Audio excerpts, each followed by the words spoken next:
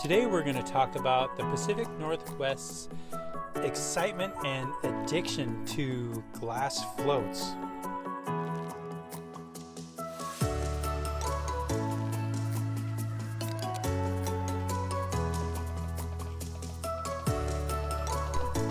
For those of you that don't spend a lot of time around the Pacific Northwest, Oregon, Washington, or Alaska, you'll soon find out that those areas have museums. They run all sorts of glass float festivals. And believe it or not, in Lincoln, Oregon, they actually have a yearly event where they get glass blowers, professional glass blowers, to create glass floats, which then they go and hide on the beaches for people to find. This fascination with floats started early on, well into the 60s, when you could readily find glass floats on the beaches of the Pacific Northwest. Interesting thing, even though they have a viable and robust commercial fishing industry, those glass floats were mostly Japanese. It's my understanding that those floats were readily available and people were still finding them into the 90s. But as of today, they're pretty much all gone. Question is where did they go, and exactly where did they come from? The first key to that puzzle is understanding where those floats were made and the quantities in which they were being made.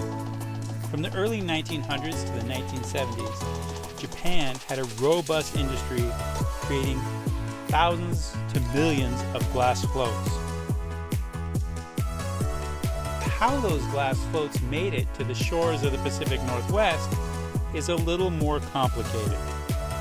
The first thing we have to look at is ocean currents to see how the ocean can carry those floats from Asia all the way over to the coast of North America. But that alone does not explain the sheer quantity of floats that they were finding in those areas.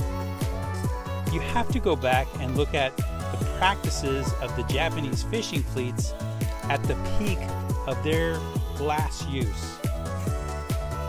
Japanese fishermen could purchase glass floats so cheaply that when they went fishing offshore, rather than save the heavy, fragile glass floats, they would offload them, dump them overboard to carry more product home, and simply rebuy glass floats on their trips.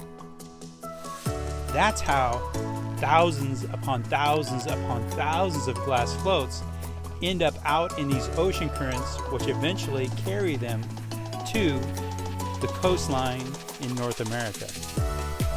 You can see by the diagram, if you're offloading floats off the coast of Japan or even up in Alaska, how those floats can eventually get out in that big circular pattern in the ocean, and then as weather or different events occur, they blow those floats out, where people for decades have been finding these glorious floats and saving them, selling them, trading them, and even now putting them in museums and displays for others to see. Please hit the like and subscribe. And if you're out hunting for your own floats, whether it's online or on the beach, good luck and happy hunting.